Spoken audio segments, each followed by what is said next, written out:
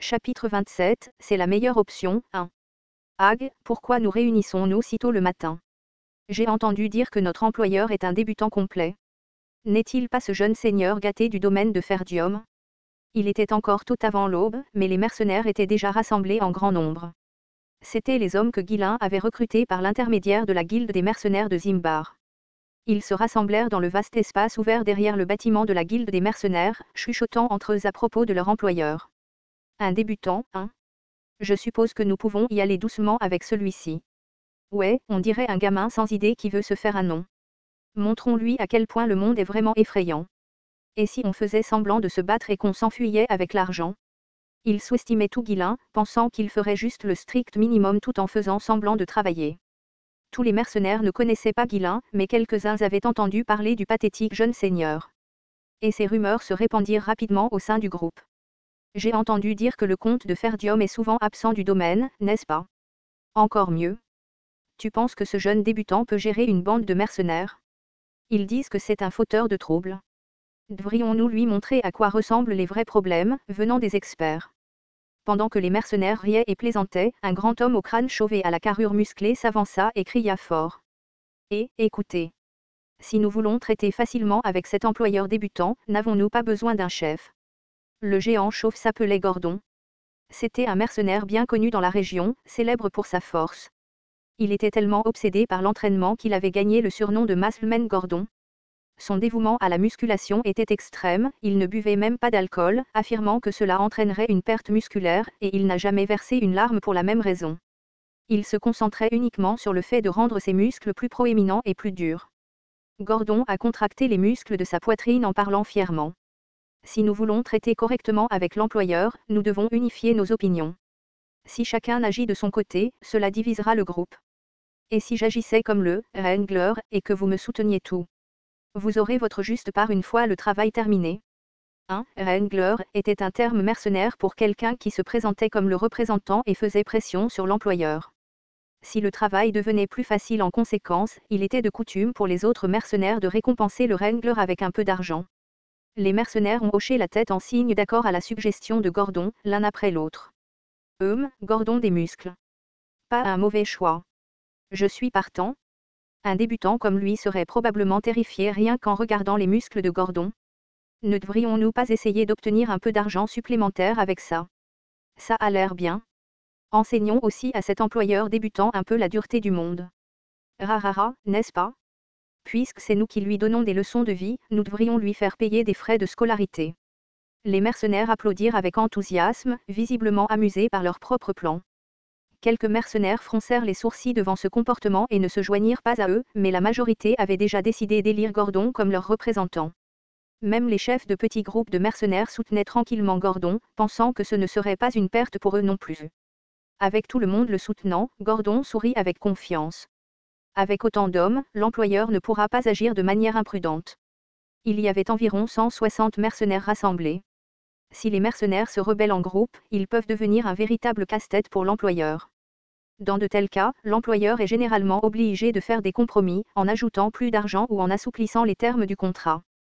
Par exemple, en leur permettant de se retirer sans payer de pénalité s'ils jugent la situation trop dangereuse. De telles choses se produisent fréquemment dans ce domaine. Plus l'employeur est indulgent, plus les exigences sont sévères. Bien que les mercenaires soient conscients que leur crédibilité et leur réputation sont en jeu, ils n'en font pas toujours trop. La plupart du temps, ils se livraient juste à une petite guerre psychologique. Et, au moins, assurons-nous d'obtenir les conditions d'annulation du contrat par écrit. Ouais, si ça devient vraiment dangereux, nous devons pouvoir nous enfuir. Mais cet endroit n'est-il pas même un gros problème? Personne n'y a vu de monstre en fait, ce sont juste des rumeurs qui se répandent, n'est-ce pas? La forêt des bêtes était réputée dangereuse, mais en réalité, personne ne connaissait la vérité. Certains mercenaires pensaient qu'il s'agirait simplement d'une simple chasse aux monstres, tandis que d'autres s'étaient rassemblés avec l'intention de fuir si le combat devenait trop dangereux. Ensuite, il y avait ceux qui étaient venus sans autre pensée que de gagner de l'argent. Pendant que les mercenaires se rassemblaient, deux silhouettes à cheval ont commencé à s'approcher lentement, traversant la brume matinale. Oh, enfin, le jeune employeur se présente. Comme on s'y attend d'un noble, il prend son temps. Je suppose qu'il est temps de lui donner une leçon, ah ah. Aux paroles de Gordon, les mercenaires éclatèrent de rire. Il commençait à se réjouir de la façon dont Gordon allait gérer l'employeur. Derrière les deux silhouettes, un groupe d'une trentaine d'autres apparut, tous à pied. Voyant cela, Gordon siffla. Bien sûr, c'est un noble. Il a pas mal de soldats avec lui. Mais nous sommes quand même plus nombreux qu'eux, n'est-ce pas? Ah, et si on les encerclait et qu'on leur faisait un peu peur? Encouragés par les paroles de Gordon, les mercenaires commencèrent à avancer en rampant. Avec des expressions intimidantes, ils avaient l'intention d'écraser les nouveaux venus par leur présence. Mais Gordon, riant, agita la main d'un air dédaigneux. Allons, allons, n'en faisons pas trop. Vous ne voulez pas trop les effrayer dès le début.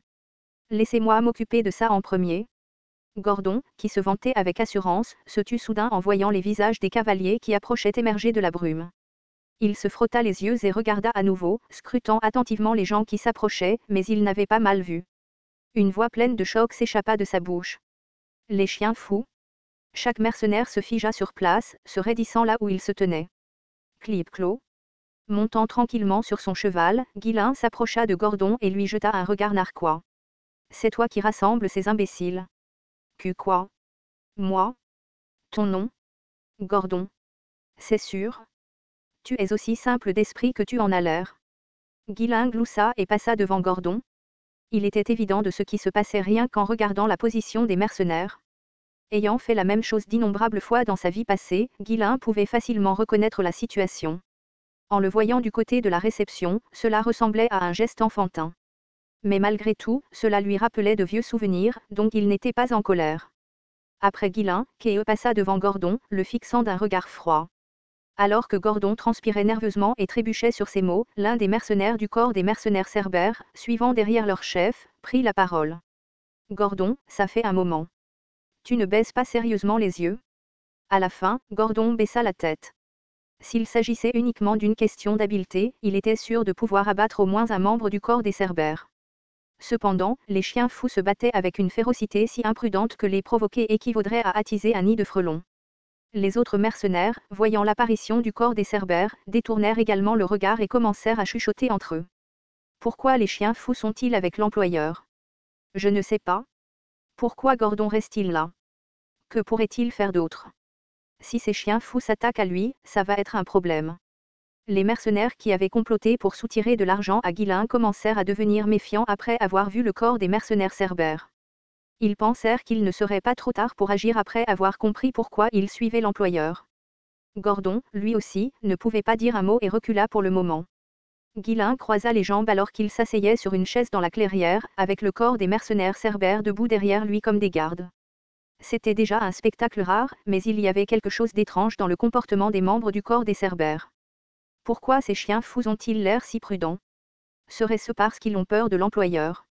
En effet, tout le corps des mercenaires des cerbères semblait surveiller les moindres mouvements de Guilain. Surtout leur chef, Kea, qui tressaillait visiblement à chaque geste de Guilain. On dirait que les chiens fous sont pratiquement à genoux devant l'employeur. Est-ce que ça veut dire que l'employeur a autant de pouvoir? La famille Ferdium est-elle vraiment si influente? De toute façon, on ne peut pas les embêter maintenant que les chiens fous sont du côté de l'employeur. Combattre ces types serait un cauchemar. Les mercenaires ont rapidement réalisé que leur plan pour exploiter Guilain était voué à l'échec. S'ils causaient des problèmes maintenant, les choses dégénéreraient certainement en combat. Bien que les deux camps subiraient des dégâts, il était évident qu'il en sortirait pire. Presque comme s'il attendait l'arrivée de Guilain, le directeur de la guilde des mercenaires sortit du bâtiment et distribua les contrats aux mercenaires. Très bien, c'est sa grâce, le jeune seigneur de Ferdium. Assurez-vous de vérifier vos contrats et de suivre attentivement les instructions. Les mercenaires hésitaient à conclure le contrat. Le corps des mercenaires cerbères était si célèbre que l'union des forces mettait tout le monde mal à l'aise. Peu de temps après, alors que les mercenaires se tenaient là, échangeant des regards inquiets, Gordon finit par renifler et s'avança. Il ne voulait pas admettre qu'il était intimidé par les Mad Dogs. Je suis Gordon. Enchanté de vous rencontrer. Il fit un bref signe de tête à Guilain et apposa immédiatement son sceau sur le contrat sans même le lire. Inclinant la tête, Guilain demanda à Gordon, tu ne vas pas le lire? Avant que Gordon ne puisse répondre, le directeur de la guilde ricana et répondit en son nom. Il ne sait pas lire. Son cerveau est tout en muscles. Quel que soit le travail qu'on lui demande de faire et quel que soit l'argent qu'on lui promet, il y croit et s'y plie. Si j'étudie, je perds du muscle. Tu ne connais pas les lois de l'univers. Tu gagnes une chose, tu en perds une autre. Le directeur de la guilde lança à Gordon un regard pitoyable enrageant, le fusillant du regard. Regardez cet idiot, inventer des excuses juste parce qu'il ne veut pas étudier. Qu'est-ce que vous perdriez à étudier, hein? Je m'en fiche. C'est juste comme ça que je suis. Comme il ne savait pas lire, Gordon s'était fait arnaquer d'innombrables fois. Il pensait souvent qu'il devait étudier, mais il n'avait jamais le temps entre l'exercice et le repos. Ghislain gloussa en regardant Gordon. Il avait également commandé de nombreux subordonnés qui ne savaient pas lire dans sa vie antérieure, tout comme Gordon. Gordon lui semblait étrangement familier pour une raison quelconque, alors il décida de dire quelques mots. Quand tout cela sera terminé, et si nous en avons l'occasion, je veillerai à ce que quelqu'un vous enseigne. Merci, cria Gordon avec enthousiasme en retournant à sa place. Voyant cela, les autres mercenaires, qui hésitaient, s'avancèrent lentement un par un pour procéder au contrat. Après tout, ils étaient venus ici en sachant qu'il allait combattre des monstres. Le corps des mercenaires cerbères était connu pour sa compétence, et tant que l'employeur pouvait les contrôler correctement, cela rendrait les choses plus sûres pour tout le monde. Le seul regret était qu'il n'ait pas pu exploiter l'employeur comme il l'avait prévu à l'origine. Un petit groupe de mercenaires qui avait toujours eu une relation difficile avec le corps des mercenaires cerbères décida d'abandonner, et le processus de contrat fut finalement terminé. Le directeur de la guilde organisa les contrats et les remit à Ghislain. Un total de 148 hommes. Y compris le corps des mercenaires cerbères, qui portait le total à environ 180. C'était le genre de numéro 1 qu'on voyait généralement employé pour les guerres territoriales, ce qui rassurait les mercenaires. Plus ils avaient d'alliés, mieux c'était. Après avoir vérifié tous les contrats, Ghislain examina les mercenaires. Je suis Ghislain, jeune seigneur de Ferdium. Comme vous l'avez entendu du directeur de la guilde, nous avons l'intention de faire œuvre de pionnier dans la forêt des bêtes. Je vous expliquerai les détails une fois que nous serons arrivés au domaine. J'ai hâte de travailler avec vous. Il ordonna immédiatement aux mercenaires de se préparer au départ. Pour ceux qui n'avaient pas de chevaux, il acheta des chevaux ou organisa des locations, et il acheta également beaucoup de fournitures nécessaires pour camper en plein air. Dès que les préparatifs furent terminés, ils se dirigèrent vers le domaine Ferdium. Les gens qui avaient vu le groupe de mercenaires à l'air rude du matin s'écartèrent précipitamment de leur chemin, effrayés. Cela me rappelle le bon vieux temps. En regardant les mercenaires bruyants le suivre, Ghislain sombra momentanément dans la nostalgie. Dans le passé, il avait également mené des mercenaires à travers le continent de cette façon. Je pourrais les rencontrer à nouveau, n'est-ce pas? Maintenant qu'il est revenu dans le passé, ses anciens subordonnés doivent vivre quelque part. L'un des objectifs de Ghislain était de les retrouver si l'occasion se présentait. Le groupe arriva bientôt aux frontières du domaine Ferdium, mais les mercenaires durent rester à l'extérieur. S'il entrait en force avec des forces armées sans autorisation, cela provoquerait inévitablement des conflits avec les serviteurs du domaine, il n'avait donc pas le choix. Après avoir laissé les mercenaires attendre, Ghislain et Gillian se dirigèrent directement vers Bolinde. Bolinde, comment se déroulent les préparatifs? Tu es en retard par rapport à ce que je pensais. Mais tout ce que tu as demandé est prêt. Bien sûr, je savais que tu t'en occuperais. Bolinde se gonfla fièrement, mais son expression se transforma ensuite en une expression inquiète. Mais nous avons déjà dépensé plus de la moitié de l'argent que nous avons reçu de Répoldé. Compte tenu du coût de l'entretien des forces et du matériel supplémentaire dont nous aurons besoin, je crains que nous n'en ayons pas assez pour tout couvrir. Es-tu sûr que c'est bon? On ne peut rien y faire si les coûts initiaux sont élevés. Nous devons commencer bientôt. Bien que 20 000 pièces d'or constituaient une somme importante suffisante pour permettre à une personne de vivre confortablement le reste de sa vie, ce n'était pas du tout suffisant pour un projet à grande échelle comme la création d'un domaine. Ghislain s'attendait déjà à ce que la mise en place initiale consomme la majeure partie des fonds qu'il avait extraits d'Amelia. Il devait commencer à générer des revenus le plus rapidement possible pour maintenir l'opération. Dites aux ouvriers que nous commencerons la construction demain. Jeune maître, vous devez arrêter cela maintenant. L'argent restant serait mieux dépensé ailleurs. Si vous continuez, nous ne pourrons rien faire. Une fois la construction commencée, l'argent s'épuisera rapidement. Non, nous ne pouvons pas nous arrêter. Ce projet est absolument essentiel pour le domaine. Du point de vue de Bolinde, peu importe comment elle le regardait, il semblait impossible de développer la forêt des bêtes avec les fonds qui leur restaient. Voyant que Ghislain n'avait aucune intention de reculer, elle finit par élever la voix en signe de frustration. Nous avons déjà dépensé plus de 10 000 pièces d'or rien que pour préparer les gens et les fournitures. Peu importe comment tu y penses, nous n'avons aucune chance de mener à bien cette mission de pionnier. À ces mots, les lèvres de Ghislain se retroussèrent en un sourire étrange. Ce n'est pas grave. Nous n'allons pas faire œuvre de pionnier dans la forêt.